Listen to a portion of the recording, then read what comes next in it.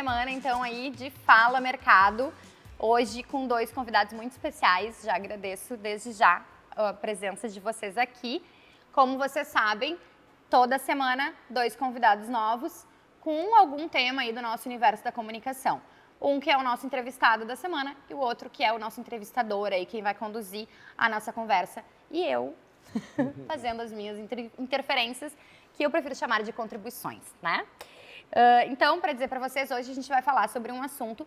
Para quem não viu ainda, a gente tem um outro vídeo que a gente fala sobre proteção de dados e segurança da informação como um todo. E ele foi um programa, dá uma busca aí no nosso canal. Ele foi um programa mais voltado à questão realmente legal, né? Mas hoje a gente vai falar da parte boa dos dados e não só dos perigos que eles nos dão, mas da estratégia baseada em dados, ou seja, o que esses dados proporcionam como oportunidades de negócio dentro da comunicação. E para isso, claro que eu sempre tenho aqui comigo pessoas especialistas no assunto, né? Os meus convidados de peso desta mesa. Renato Mesquita e Fabiano Goldoni, vou contar para vocês, antes de passar a palavra para eles, quem são de verdade ou de fato aí os nossos convidados. O Renato Mesquita é graduado em comunicação, em publicidade pela PUC, pós-graduado em administração com ênfase em marketing também pela PUC, pós-graduado em Big Data, inteligência em marketing pela SPM, tem cursos de extensão na Global Business Administration pela Unicinos e em Skill Tools e Competence pela Fundação Dom Cabral e pela Kellogg School of Management, em Chicago. Estou dizendo que essa mesa fica pesada, né? E em 2023 ele completa 39 anos de carreira, e são quase 4 décadas de atuação no mercado, se ele for contar desde o primeiro estágio lá. Ele é cofundador e também CDO da NR Lidera Business Intelligence, ao lado da nossa querida Neca, né? Neca Hickman. Ele atua diretamente na concepção e implementação de produtos e soluções de análise de dados com foco em resultados para os clientes. Eu disse que é para falar das coisas boas, né? O Renato tem aí 20 anos de atuação no Grupo RBS. Eu não vou falar aqui tudo que ele passou na RBS, né? Porque foram 20 anos de casa. E também foi diretor da Competence Comunicação e Marketing, atuando na fundação, construção e desenvolvimento da agência durante 8 anos. Tem passagens pela MPM, nossa saudosa MPM, propaganda e marca. Privilégio, né? Deve ser mesmo, né? Para quem não sabe, MPM aí foi o berço, não vou dizer o berço porque a gente ainda teve outras antes, mas foi aí o grande ícone da comunicação. Eu vou dizer que dos publicitários, assim, mais experientes, aí com 3, 4 décadas, todo mundo passou pela MPM, né? Foi uma grande escola. Aqui é óbvio que eu me perdi, porque eu já saí falando. Foi professor do MBA da SPM nas disciplinas de gestão de marketing e gestão de marca. E foi diretor da nossa ARP, né? A Associação Rio Grandense de Propaganda. E o Fabiano, que é quem vai conduzir a conversa com o Renato, é formado em comunicação social pela URGS, iniciou a carreira como redator em agências gaúchas, passou pela Scala, pela Competence, pela 10, migrou para a área de mídia digital, onde atuou nos veículos Fox, em Buenos Aires, e na RBS Rádios. Em 2015, fundou a Right EdTech. Hoje, a empresa é a principal EdTech para publishers do Brasil. E em 2022, iniciou um novo empreendimento, a Bond Growth Studio. São empresas sempre com um nome muito... A Right, a Growth, E o Fabiano tem como objetivo desenvolver negócios com uma metodologia própria. Agora sim, muito obrigada, gente, pela presença, pelo aceite aí do convite. Agora é tudo com eles, porque neste programa, o protagonismo é do mercado. Agora é contigo. Com vocês, na verdade. Bom, primeiro eu queria agradecer o convite para poder estar aqui no Fala Mercado, né? Venho acompanhando aí todas as iniciativas do Coletiva desde muito tempo. Também o Coletiva é um parceiro da Alright, né? Venho acompanhando também as iniciativas de rádio e de vídeo agora. Esse conglomerado midiático. É isso que eu queria dizer, é um novo conglomerado de conglomerado. mídia. Então eu agradeço aí poder estar aqui e também conhecer pessoalmente o Renato, que eu já tinha ouvido falar, porque eu trabalhei lá na RBS por um tempo. E na Competence, né? E na Competence eu não tinha feito essa relação ainda. Nem eu. Ela foi uma passagem até bastante interessante lá, assim, mas o Renato não estava lá. Né? Já estava num outro momento da agência. E então é um prazer estar aqui, poder conversar contigo, conhecer um pouco mais também a NR, porque a gente já bateu um papo nos bastidores, achei muito interessante o trabalho, assim. muito legal. Eu sou uma pessoa bastante fascinada e também trabalho muito com dados, aficionado por dados, né? A própria Allwright é uma empresa de mídia programática que trabalha com dados, então essa visão de dados e de uso de dados é algo que eu venho trazendo assim, já desde muito tempo. E aí eu vejo assim que o Renato tem aí uma atuação muito interessante aí, através da NR. E para começar, né, eu tenho aí eu penso sempre sobre os dilemas do mercado, né? E a gente vê hoje assim que o mercado hoje tem mais dados para trabalhar, né? E toda a liderança de negócios se baseia em histórico para tomar decisões dos próximos meses, do próximo ano, do próximo orçamento, e de dados que vão surgindo em cima de fatores externos e tudo mais, né? Sempre aquela busca por tomar melhores decisões, fazendo melhores previsões. E a minha pergunta, assim, para a gente começar é assim, ó, como o mercado das grandes empresas está hoje atuando nesse sentido para poder fazer boas previsões de mercado, para que a gente, ainda mais num momento que a gente tem hoje, de incertezas, né? De incertezas, né? Como o mercado está hoje atuando, assim, qual é o nível de maturidade das grandes empresas hoje para trabalhar com dados?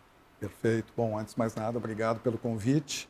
Legal estar aqui, legal, assim, poder viver de dentro aquilo que a gente assiste lá do lado de fora, né? Não gostei dos 39 anos aí de mercado, mas... Eu contei para todo mundo. Mas agora já está contado, mas é isso aí. Bom, Fabiano, o que eu posso te dizer? Hoje é uma realidade. Né? Hoje é uma realidade. As empresas estão entendendo a relevância desse assunto chamado dados, que é um assunto que não é novo, por incrível que pareça, a gente costuma entender isso como um assunto novo. Talvez a exploração seja algo mais recente, da forma como está sendo feita, né? Com as técnicas que estão sendo feitas, com o uso de estatísticas, enfim, talvez seja algo razoavelmente novo em algumas áreas. Mas não é novo se a gente olhar para trás, assim, já a Procter & Gamble, na década de 80, já desenvolveu modelos de mensuração, né, das suas iniciativas, dos seus investimentos, procurando entender no passado aquilo que é razoavelmente importante para que ela pudesse projetar situações e planejar os seus investimentos. Então, para ver como isso já faz tempo, né? O que talvez evoluiu ao longo dessa trajetória de tempo foram as técnicas, foram as modelagens, os métodos, né, que surgiram de uma forma brilhante e adaptada aos mais diferentes campos de atuação que a gente pode ver, né, na área das finanças, o que tem de plataformas, o que tem de recursos disponíveis para que tu possa entender o comportamento das ações, para que tu possa te antecipar, fazer movimentos de compra e venda para poder ter um spreadzinho, ter algum ganho, seja aquele operador diário, seja o operador de longa jornada, né? Não importa, mas existe isso hoje, né? E como existe na área financeira, existe hoje em outros centros, em outras áreas também. Na área da comunicação, que eu acho que é o mundo que nos toca aqui, é algo um pouco mais recente, de fato, né? Acho que as empresas estão aprendendo ainda, não estão estruturadas, eu acho que tem algumas barreiras ainda a serem vencidas, né? A questão cultural nesta área, né? A questão de estrutura nessa área, de estruturação desses dados e a própria arquitetura deles. A gente vê que ainda existem deficiências, mesmo nas grandes empresas, que foi uma surpresa para nós, a gente imaginava diferente, mas as grandes empresas ainda estão com a necessidade de melhorar o acesso e o armazenamento, né? Mas é um processo. É um processo que está vinculado a uma dor, a dor que tem a ver com a certeza e a garantia de que esses investimentos no universo da mídia vão dar certo ou não vão dar certo. No final é isso. E hoje, mesmo as empresas mais estruturadas, em termos de metodologia, qual é a grande necessidade que eles têm, que você vê assim que é o gap a ser preenchido? Porque essas empresas, elas têm departamentos de BI, elas têm pessoas que trabalham com dados lá dentro, né? Mas qual é o grande gap que eles precisam... Eles acompanham em cima de métricas próprias, né? Usualmente utilizam métricas até mesmo de mídia para poder fazer esse acompanhamento das mensurações dos seus investimentos em mídia, enfim e tal. Mas eles talvez ainda não tenham, e é isso que a gente observa, né? Um método capaz de entregar uma resposta pouco mais próxima do ideal em relação a que contribuição de fato aquele investimento está trazendo para o meu resultado. Atribuição. Eu acho que é mais do que atribuição. Tá? A atribuição acho que é um dos elementos desse processo. É a contribuição efetiva. Se eu investir tanto nessa mídia 1 aqui, o quanto de fato ela vai me trazer de resultado, considerando que força que ela tem na relação com o objetivo que eu estou mensurando, de fato, o quanto ela ajuda as demais mídias, e aí a atribuição, as demais mídias a funcionarem melhor, e o quanto, de fato, ela, no seu comportamento periódico de investimentos que a gente faz, ela está atrelada ao comportamento também periódico daquele resultado que eu estou mensurando, né? Por isso, assim, que eu costumo dizer, os dados, eles contam uma história. Os dados, eles têm uma narrativa. Cabe a você estabelecer desenhar um método de acompanhamento deles para poder encontrar as respostas que tu está buscando. E com essas respostas, aí sim construir uma projeção futura de aplicação e teste contínuo. Então, não se trata somente de montar modelos de atribuição, contribuição, de leitura de dados. É preciso também ter uma espécie de alfabetização para entender essa narrativa. Sem dúvida, sem dúvida. Eu lembro que a primeira vez que eu estudei, ou enfim, que eu pesquisei sobre Big Data, isso deve ter sido lá por 2012, mais ou menos, 2012, 2013. E eu lembro que num entrevistado, não vou lembrar agora o nome, me disse, o Big Data, se não bem analisado e bem estudado, ele não é um Big Data, ele é um bando de dados, apenas, solto, né? Acho que é mais ou menos isso, precisa desse aculturamento aí. O dado em si, ele não vai te trazer aquilo que tu espera. Né? O dado, ele é uma foto. Tu quer ver um filme. A sensação que eu tenho é essa, que tu quer ver um filme, o que aconteceu na cena, e não ver a cena de forma estática, certo? Então o dado, assim, fazendo uma analogia, ele é uma foto, que a gente quer ver o filme. O filme é o comportamento daquela variável, cruzado com outras variáveis. Aí tu tem um filme, e aí tu tem a trama, e tu tem que saber fazer essa decodificação para encontrar a resposta. Na minha carreira eu sempre trabalhei com os dados para acionar eles na mídia. Então, utilizar dados de mídia, de dados das DMPs para utilizar elas na mídia programática, né? Ou seja, digamos dos containers de dados para acionar eles e ver que resposta aquilo lá dava. Ou seja, era uma atuação não de olhar histórico, mas de um olhar posterior à atuação. Esse olhar histórico para poder fazer uma boa previsão é que daí demanda uma pessoa. Sim. Com um talento específico, certo? Perfeito. Eu acho que assim, se a gente falar em gaps, hoje, eu acho que cultura é um gap, sem dúvida nenhuma. Cultura organizacional voltada para dados é um gap. Por que isso é um gap? Porque o dia a dia te força a olhar para a meta no curto prazo. E esse vício de olhar por curto prazo te impede de tu investir um tempo na leitura de fatos passados para poder compreender melhor e te planejar melhor para as perspectivas futuras, certo? Então, assim, o curto prazo é uma armadilha cruel demais com a questão cultural, principalmente nesse mundo, nesse ambiente de dados. Eu acho que tem um segundo ponto, que é a questão do bloqueio da estrutura. Tá?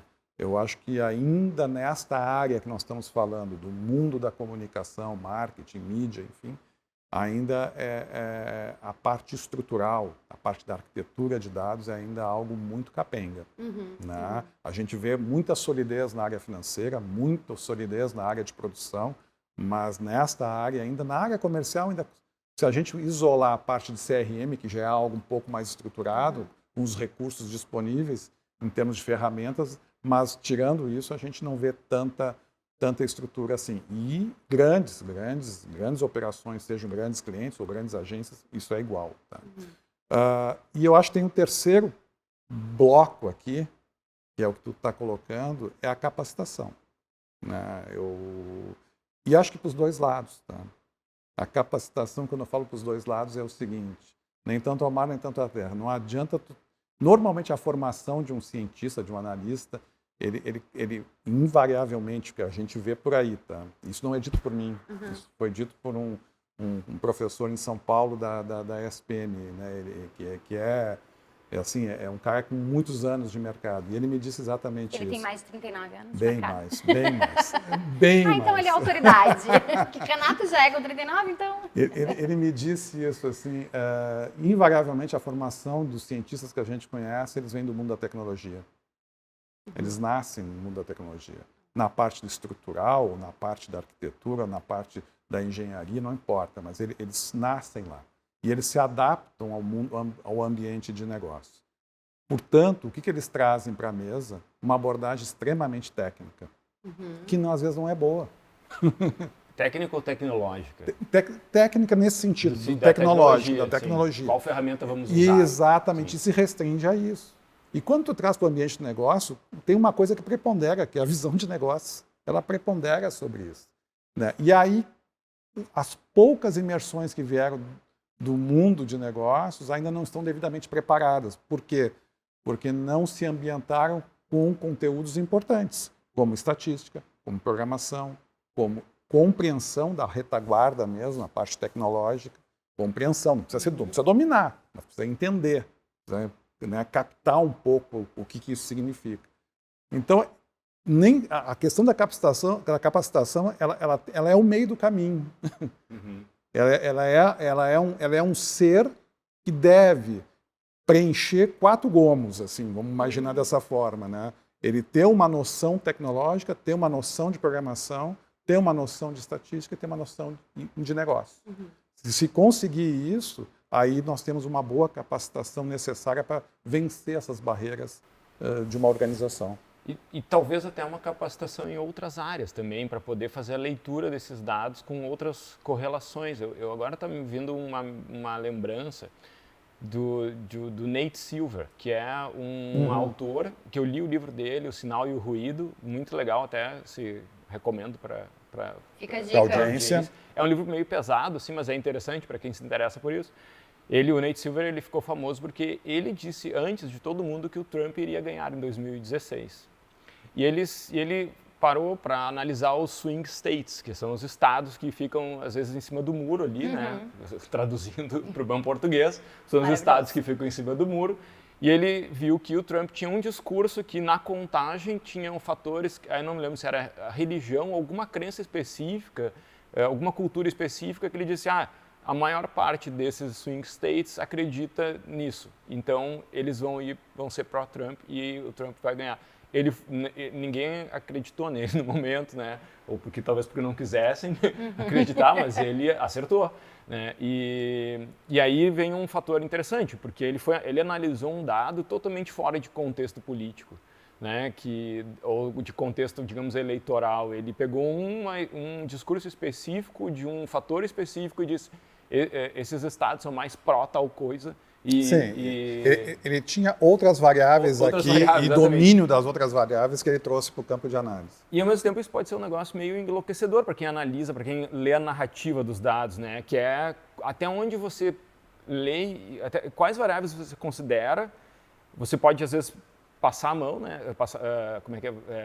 Digamos, né? Passar a mão ir além do necessário e analisar variáveis demais que não tem correlação e às vezes ir aquém do necessário. Mas é aí que está, por isso que eu acredito dentro desse gomo da visão de negócio, é que eu acredito que esse é a capacitação que baliza as demais, tu entende? Porque é ela que vai ser o filtro do número de variáveis, ela que vai ser o filtro, esse dado serve, esse dado não serve. É o teu conhecimento sobre aquele. Claro, claro. E tu vai, talvez, o seguinte, não temos variáveis suficientes para poder chegar em algum lugar, temos que trazer algumas outras variáveis para complementar. É a visão de negócio que faz isso.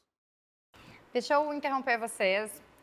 Para quem nos acompanha, eles já estão acostumados. E para quem está chegando, a gente sempre tem aqui, por trás das câmeras, por trás do que vocês enxergam, tem muita gente trabalhando e a gente faz com que essas pessoas participem, porque elas estão aqui curtindo o nosso papo. Então, a gente faz sempre a pergunta ou as perguntas da produção e já chegaram, o pessoal já está interessado. E diz assim, ó, quais são os dados mais valiosos para a construção de estratégias relacionadas à comunicação? Depende do modelo. No nosso caso, os dados que a gente utiliza são as variáveis de mídia e a medida das variáveis de mídia são os investimentos realizados numa série histórica e a gente correlaciona ou cruza, cria uma trama com a variável final de análise, que é a variável dependente de todos esses investimentos, que é o resultado, seja ele qual for, né? Seja venda, seja receita, seja marca. Agora, só tem uma premissa, tem que ser quantificável. Né? Então, assim, a variável que tu vai medir, ela tem que ser uma variável numérica. Então, assim, essa é a exigência. Porque eu já tive encontros, em reuniões, onde assim, a abordagem mas eu tenho variáveis que é mais uma intuição minha. E tal, eu posso cruzar. Se a gente conseguir quantificar a intuição, talvez seja possível. Né? Enquanto ainda não conseguimos essa parte, não vai dar. E também o pessoal diz assim, com relação à concessão dos dados por parte do público, né? Que é o que a gente permite ali, né? Já tem um vídeo falando sobre isso, né? Já tem, exatamente. Como eu costumo dizer que eu já vendi minha alma para o Google, né? Como vocês sentem, e aí a pergunta é para os dois, tá? Em relação à ética do mercado trabalhar com esses dados. Sabemos que a maioria dos usuários acaba entregando os dados online sem conhecer o valor do mercado, a dimensão do uso. Dá para dizer que é como tomar um remédio sem ler a bula? Como é que vocês enxergam essa ética do que se faz com esses dados? Eu não sei se eu vou responder 100% a questão, mas eu acho que eu vou colocar a minha visão. Assim. Em primeiro lugar, a gente tem que separar o que são dados sensíveis e o que não são dados sensíveis. Tá? Doutora Paula Beckenkamp falou sobre isso, acessa lá no vídeo. Pois é. Então, assim, os dados sensíveis, já tem uma legislação própria agora sobre isso. Tá? O nosso universo de atuação, pelo menos da minha empresa, junto com a NECA, a gente não entra em dados sensíveis. A gente atua com dados estratégicos. Investimento é um dado estratégico, resultado é um dado estratégico, mas eles não são dados sensíveis. Então, isso já alivia a tensão um pouco. Tá? Então, mesmo sendo dados estratégicos, sendo dados assim, eu vou dizer o seguinte, tem uma certa divisão de olhares. Tá? Grandes empresas, em geral, empresas de uma dimensão nacional, né, e até internacional, eles entendem que são dados estratégicos, mas são dados públicos. Se tu olhar em alguns anuários, os dados que eles estão nos passando já são de conhecimento público. Então, assim, por que... Se misturam um pouco, Por que eu vou esconder? Não há receio em relação a isso. Em disponibilizar para uma outra empresa, para um terceirizado, que é o nosso caso, para que a gente desenvolva um raciocínio e auxilie ele numa tomada de decisão. Não obstante, a gente assina documentos, obviamente, de confidencialidade na troca desses dados. A gente faz isso. Né? Empresas médias, de uma certa forma, têm um pouco mais de receio. Né? E tenta, de alguma forma, encontrar alguma solução intermediária para passar os dados. Então, por exemplo, né, uma solução que em um determinado momento a gente encontrou para uma empresa que ela não queria passar os dados de vendas dela. Né? A gente pegou os percentuais de crescimento mensal. Porque o que me interessa, para efeito do modelo que a gente desenhou, é o comportamento daquele resultado. Muito mais do que o número em si. Então, o percentual de crescimento já me ajuda na ideia de mensuração. O quanto aqueles investimentos estão ajudando para o crescimento ou não daqueles resultados. Então, a gente consegue encontrar soluções mesmo com alguma resistência, que é o ponto da pergunta aqui, né? Enfim, não sei se eu respondi 100% a pergunta, mas espero... Não, eu vejo da mesma forma. Acho que tem que separar os dados pessoais sensíveis dos dados que são trabalhados, como o faturamento da empresa. Não é um dado pessoal nem sensível, então, tranquilo, né? Se esse dado de faturamento vem com todos os nomes dos compradores, aí você já tem uma planilha que você precisa né, cuidar mais ali na mão. Mas em relação ao uso dos dados para acionamento na mídia, por exemplo, que foi algo que eu trabalhei bastante, assim, a ética vai melhorar assim que as multas começarem a ser aplicadas, né? Exatamente. Hoje não, no bolso, né? hoje não tem assim tanta. Exatamente isso. É quase como separar o lixo orgânico, assim. Se ninguém está vendo, vai um plástico no lixo orgânico do lixo seco, assim. O pessoal, quando tem maior vigilância e também aplicação da lei, se cumpre, né? Mas é claro, porque tem uma questão cultural também, né, de usar esses dados ou não.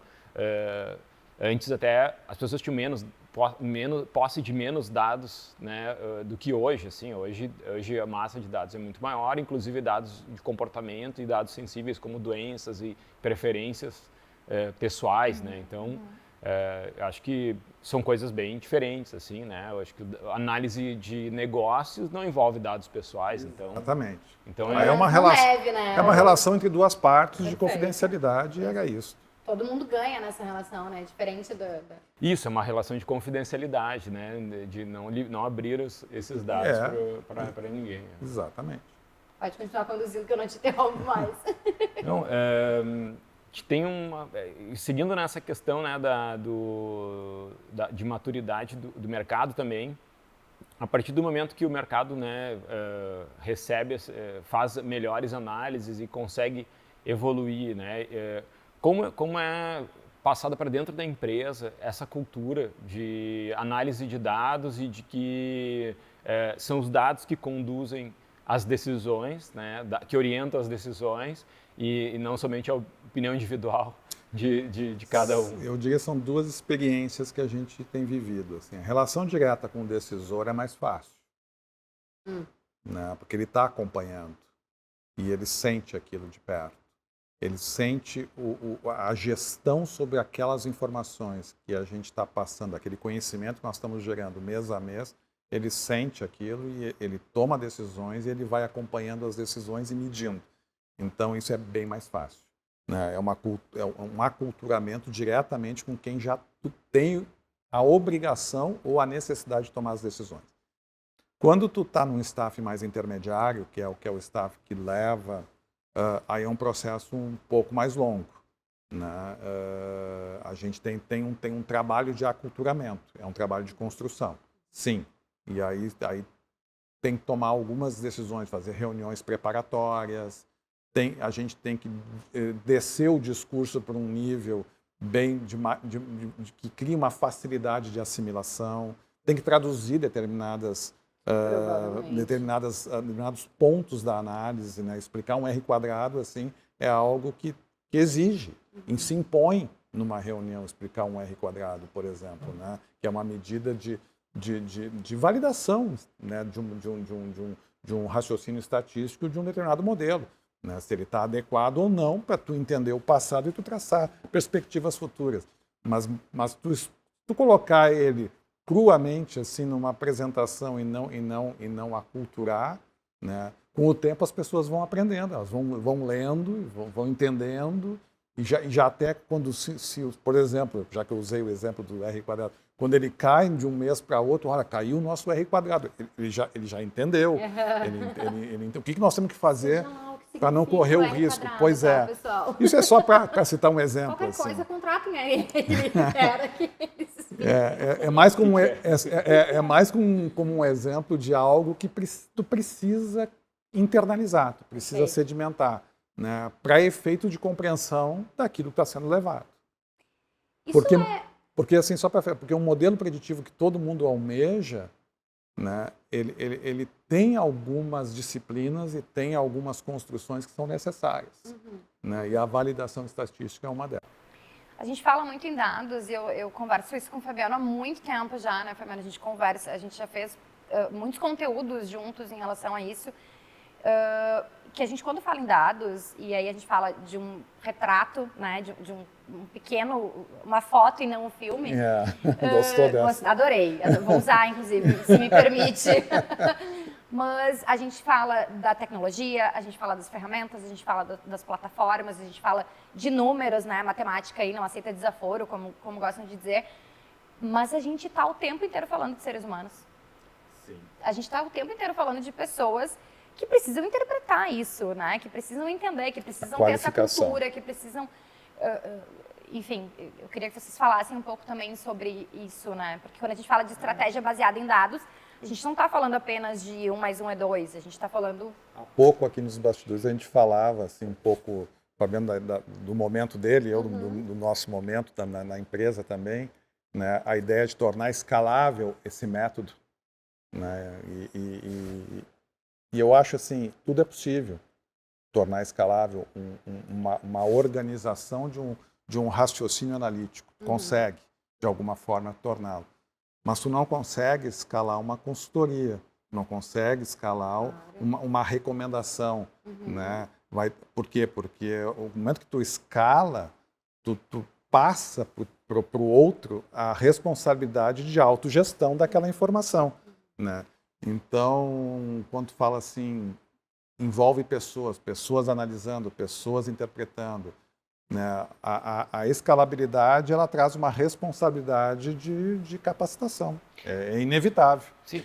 As decisões de negócio, elas variam com diferentes grandezas, né? Porque um negócio pode ter uma performance de acordo com umas variáveis, mas ele não vende os mesmos produtos aos mesmos preços do outro negócio, ele não tem os mesmos pontos de venda com as mesmas localizações do outro negócio, então são variáveis que mudam de negócio para negócio. Exatamente. Outro dia eu estava lendo, eu não me recordo exatamente aonde, num relatório, falava sobre as assinaturas de soluções de plataformas. Assim, né? Por que numa curva de tempo assim, tu tem um giro de assinantes bastante elevado. Os caras deixam de assinar e tu conquista novos. Por que isso cai em desuso um pouco? Eu acredito que é muito por conta disso. Porque se tu não tem a cultura do uso, da interpretação, do entendimento do que tu está processando naquela plataforma, tu deixa de usar. Né? Então, a gente precisa ter esse nível de preocupação, sim, com a formação, com a capacitação. Mas não à toa tem cursos voltados para isso agora, né, aos quilos. Né? Tem muito conteúdo voltado para isso. Eu acho que a gente também não pode olhar, quando a gente fala em estratégia baseada em dados e está falando de uma leitura humana, a gente não pode mirar só nas grandes empresas, né? Porque essa cultura, esse olhar, essa sensibilidade para dados, ela precisa estar também nos pequenos, né? Tu não pode mirar só também nas grandes bases. Porque, às vezes, a sensação que eu tenho quando se fala em cultura de dados, você imagina uma NASA com aqueles equipamentos enormes, processando centenas de milhares e milhões de dados e tudo mais e tal. Uma base de dados, às vezes, é uma planilhazinha, tá? Com 50 linhas de registros e algumas variáveis. Basicamente é isso. E as pequenas empresas são isso. Na sua grande maioria são isso. Né? Portanto, é uma base. E ela precisa desenvolver cultura para poder tirar. Eu ouvi de um empresário, não chega a ser micro, mas também não é uma grande empresa, eu classificaria como média, né? Média para pequena. E ele me disse assim, eu recebo essas 3 planilhas aqui da minha assessoria, ela me manda, mas eu confesso que eu não sei o que eu faço com isso, porque eu não consigo juntar A com B com C.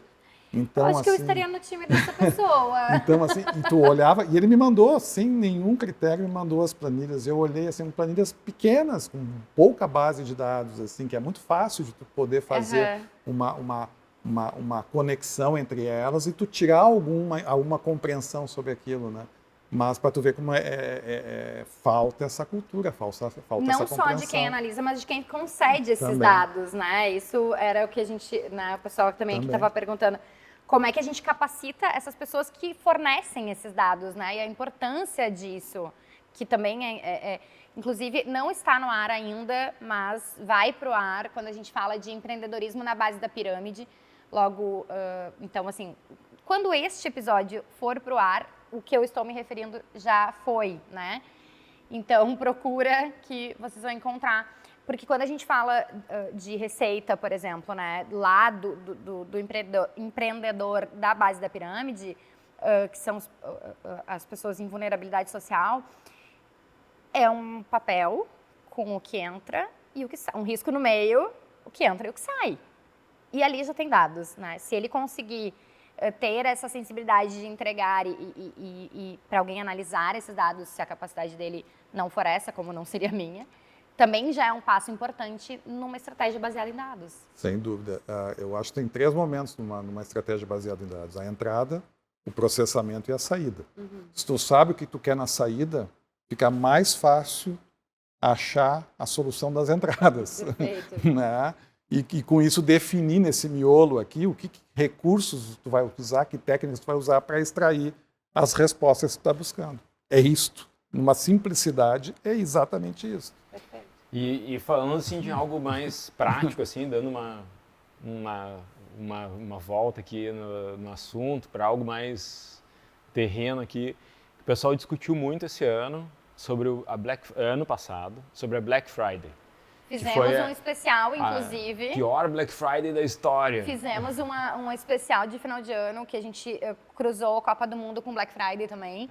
O Marciano teve, o gerente de marketing da Claro, esteve aqui falando de Black Friday. É muito interessante essas análises desses dados e dessas estratégias. É muito interessante isso. Pois então, Black Friday esse ano teve vários fatores externos, né? Que acho que a Copa foi o A Copa, né? Copa. Porque tinha E também eleição, teve eleição antes, né? Eu nem mergulhei nesse assunto, mas suponho que a Copa que a gente teve a eleição, aí depois a Black Friday e ainda a Copa em seguida, né? Sim, e teve... Não, a Copa começou durante, a Copa começou no mês da Black Friday. Isso mesmo. No mês da Black Friday. Então, são dados que difíceis de incluir, muitas vezes, em modelagens prontas, né? São dados que são modelagens que tem que fazer o efeito novas. o efeito da pandemia, né? Como é que tu considera uma variável imprevista, né? No caso, a Copa estava prevista, mas talvez não se conseguia se dimensionar, porque ela nunca aconteceu no final do ano, pela primeira vez aconteceu no final do ano, né? Não se conseguia dimensionar o impacto que ela teria no Natal e até mesmo na Black Friday. Né? Então, esse é um fato inusitado. É um fato inusitado. Ninguém conta com ele. Ninguém conta com ele e tu começa a medir depois que ele acontece. A partir daí, o que aconteceu de diferente neste ano de 2022 que não aconteceu nos anos anteriores? Nós tivemos esse fenômeno. Possivelmente estejam essas coisas correlacionadas. Pelo menos é uma suposição. Só saberemos se isto faz sentido se tivermos outra Copa do Mundo no mesmo período. O que eu acho que bem difícil de acontecer. Eu ouvi uma outra correlação que eu achei bem interessante e até talvez válida, que é boa parte da população com poder aquisitivo estava envolvida em protestos nesse momento e não estava preocupada em consumir, né? Também. Pode ser, mas é mais um elemento. É mais um elemento.